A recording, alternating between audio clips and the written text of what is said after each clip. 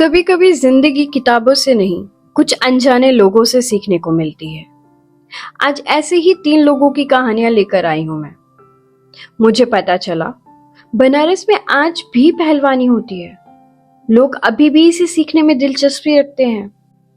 फिर मैं बिना सोचे समझे निकल पड़ी अपनी आंखों से देखने। वहां पहुंची तो देखा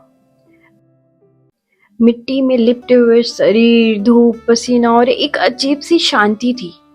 पहलवान बनना आसान बात नहीं।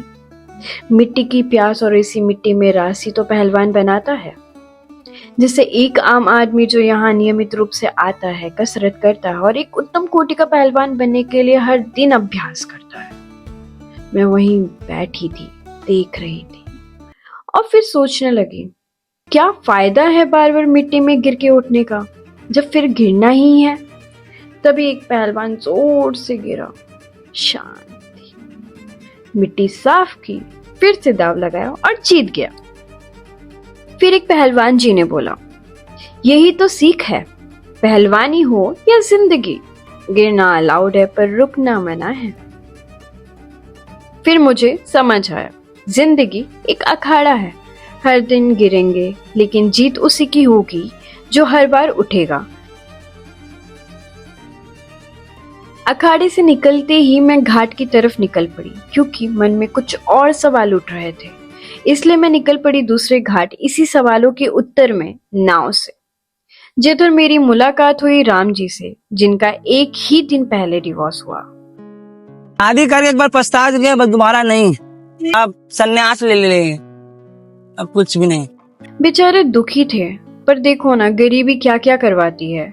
टूटा हुआ दिल लेकर, चेहरे पर निकली मुस्कान लेकर, अंदर एक तूफान से लड़ रहे थे और काम कर रहे हैं। ये 2 रोटी कमाना, खाना इसी को है, ताकि अपना परिवार चला सके। हालात खुद से लड़ना सिखा देते हैं। बनारस यूं ही कहानियों का शहर थोड़ी बना है। यहाँ की गलियां, घर और इंसान खुद एक कहानी बयां करते हैं।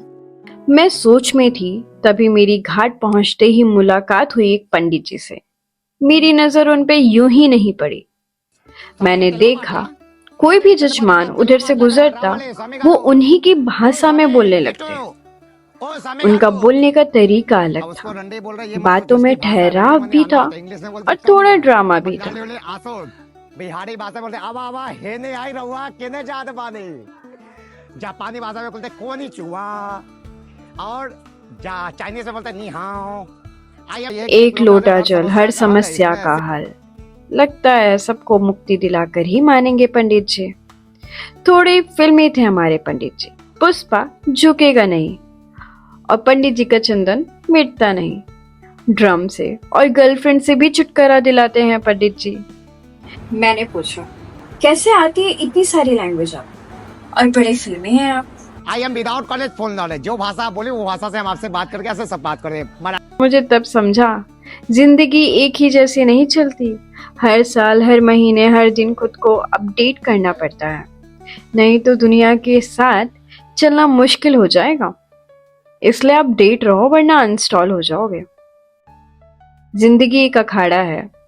हर किसी का दाव अलग होता है, लेकिन सीखने वाले हर बार जीत जाते हैं। अगर तुमने भी कभी जिंदगी में गिर के कुछ सीखा है तो कमेंट में लिखना, शायद तुम्हारी कहानी किसी और को उठने का हौसला दे जाए।